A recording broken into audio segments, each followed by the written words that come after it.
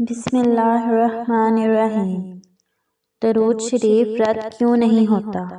کون سا راز پوشیدہ ہے درود پاک کے اندر؟ پوشیدہ راز بے شک اللہ اور اس کے سب فرشتے نبی مکرم صلی اللہ علیہ وآلہ وسلم پر درود و سلام بھیجتے رہتے ہیں۔ اے ایمان والو، تم بھی ان پر درود بھیجا کرو اور خوب سلام بھیجا کرو۔ درود شریف اللہ کا حکم ہے اور اللہ کا ہر حکم فرض ہے۔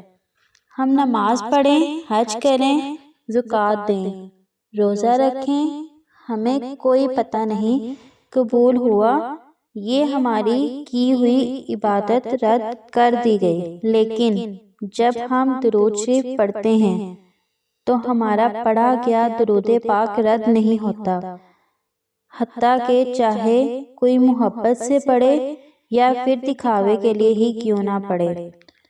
درود شریف اللہ کا حکم ہے۔ حضرت آدم علیہ السلام نے حضرت حوا کے حق مہر کے طور پر درود شریف پڑھا۔ حضرت شیخ عبدالحق محدث دہلوی رحمۃ اللہ اپنی مشہور کتاب مدارج النبوت میں اس کا خاص طور پر ذکر فرماتے ہیں۔ جب اللہ تعالیٰ نے حضرت آدم علیہ السلام کو پیدا کر کے ان کے اندر روح پھونکی تو سب سے پہلے حضرت آدم علیہ السلام کی نظر جنت کے دروازے پر پڑی، جس پر لکھا تھا لا الہ الا اللہ محمد الرسول اللہ۔ اس کو دیکھ کر حضرت آدم علیہ السلام حیرت سے پوچھنے لگے، میرے رب، کیا آپ نے مجھ سے بھی کسی کو زیادہ عزت والا پیدا کیا؟ ارشاد باری تعالیٰ ہوا کہ بے شک ایک نبی کو میں نے بہت بزرگی عطا کی ہے۔ جب بی بی حوا علیہ السلام پیدا ہوئیں تو حضرت آدم علیہ السلام نے ان کی طرف رغبت ظاہر کی اور ہاتھ بڑھانا چاہا تو خداوند قدوس نے منع فرما دیا اور حکم ہوا کہ ان کا مہر ادا کرو۔ حضرت آدم علیہ السلام عرض کرنے لگے حق مہر کی مقدار اور جنس کیا ہونی چاہیے؟ جواب آیا، نبی آخر الزماں پر 100 مرتبہ درود بھیجو، جن کا نام آپ نے جنت کے دروازے پر لکھا دیکھا۔ چنانچہ حضرت آدم علیہ السلام کے 100 مرتبہ درود شریف پڑھنے کے بعد بی بی حوا علیہ السلام کے پاس جانے کی اجازت ملی، جیسا کہ باری تعالیٰ قرآن کریم میں ارشاد فرماتے ہیں کہ میں اور میرے فرشتے نبی مکرم پر درود و سلام بھیجتے ہیں، اس لیے اے ایمان والو، تم بھی حضور صلی اللہ علیہ وآلہ وسلم پر درود و سلام بھیجو۔ گویا اس طرح کائنات میں سب سے بڑا گوشہ درود تخت الہی پر ہوتا ہے، جس کے سربراہ اور بانی خود اللہ رب العزت ہیں، اور شرکا اور شرکا تمام فرشتے ہوئے۔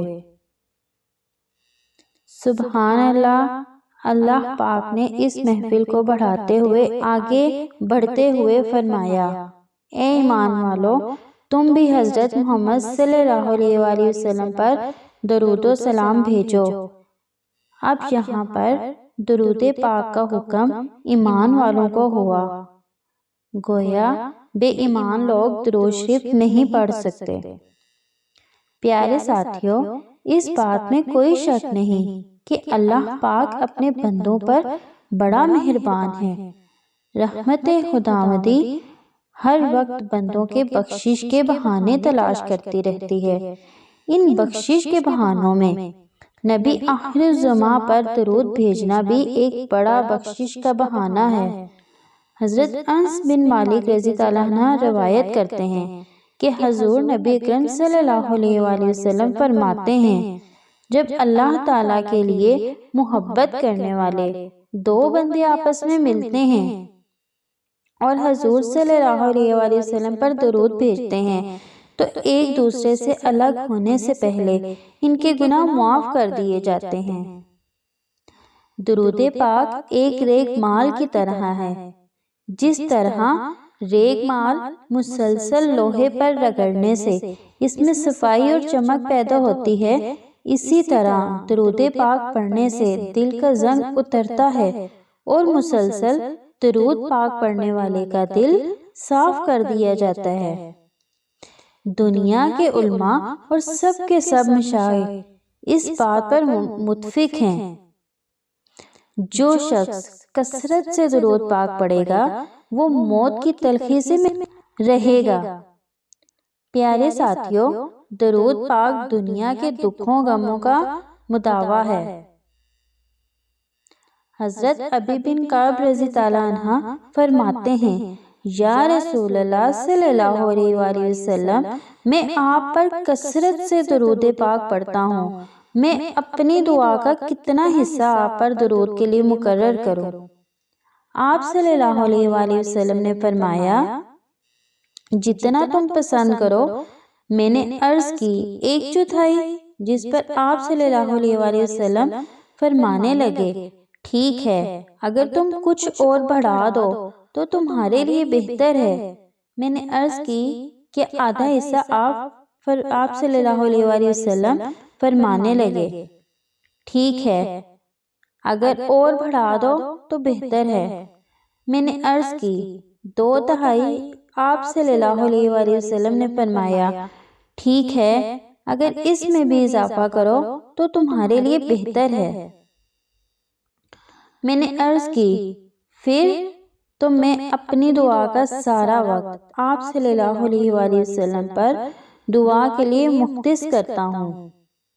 درود پاک کے اندر پوشیدہ راز، جس پر نبی رحمت صلی اللہ علیہ وسلم فرمانے لگے، تب تو تیرا ہر گناہ معاف کر دیا جائے گا اور تیرا ہر غم دور ہوگا۔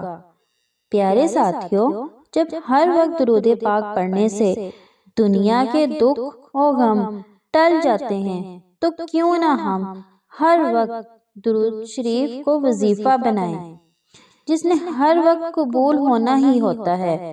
آئیے اب اسی وجہ کو جانتے ہیں کہ ہماری ہر عبادت، نماز، روزہ، حج، زکوٰۃ رد ہو سکتی ہے، لیکن درود پاک ایک ایسا ذکر ہے جس نے لب ہلا کے بس ایک مرتبہ بھی پڑھ لیا، اس کا بھی قبول ہوگا۔ پیارے دوستو، ویسے تو درود پاک کے اندر بہت سے راز پوشیدہ ہیں، مگر ہم یہاں پر صرف ایک ہی مثال کو سمجھیں گے۔ اگر ہم درود شریف کی شروعات کریں، اللہم صلی علی، اس کی شروعات بنتی ہے، اے اللہ رحمت بھیج محمد صلی اللہ علیہ وآلہ وسلم پر۔ ناظرین گرامی، اب اگر ہم اس جملے میں غور کریں تو درود شریف کے پہلے معنی ہوئے، اے اللہ رحمت بھیج محمد صلی اللہ علیہ وآلہ وسلم پر۔ اس جملے میں ہم یہ نہیں کہتے کہ میں درود پڑھتا ہوں یا ہم درود پڑھتے ہیں، اس کے برعکس ہم نماز میں کہتے ہیں، نماز میں ہم کہتے ہیں، ہم عبادت کرتے ہیں، تیری اور تجھی سے مدد مانگتے ہیں، لیکن درود پاک میں اللہ پاک نے ہم کو، تم کو، سب کو نکال دیا۔ درود پاک کو شروع سے آخر تک پڑھیں تو پتہ چلے کہ درود شریف میں ایک بھی ایسا لفظ نہیں جس میں تم، ہم وغیرہ کا ذکر آئے۔ اب یہ جو عمل رد ہونے کا سبب ہے وہ ہے ہی میں کی وجہ سے، اور حضور صلی اللہ علیہ وآلہ وسلم پر درود پاک کے اس سلسلے میں اللہ پاک نے خود نکال دیا۔ اب جو چیز اس میں رکاوٹ بنے گی، یعنی میں اس کا تو سرے سے وجود ہی ختم کر دیا گیا۔ درود پاک ایک درخواست ہے، اور اس درخواست میں انسان اپنے لیے کچھ نہیں مانگتا۔ جس انسان نے اپنے لیے کچھ مانگا ہی نہیں تو رد کہاں سے ہو گئی؟ بلکہ یہاں تک نہ اس میں دنیا کی میں رکھی گئی اور نہ آخرت کے لیے میں رکھی گئی۔ پیارے ساتھیوں، درود پاک ایک ایسی چیز ہے جس میں بندہ اپنا نام و نشان تک مٹا دیتا ہے اور کہتا ہے اے اللہ ہمارے آقا پر درود بھیج۔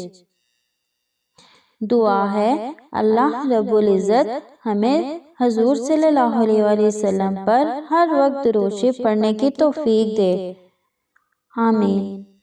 جزاک اللہ۔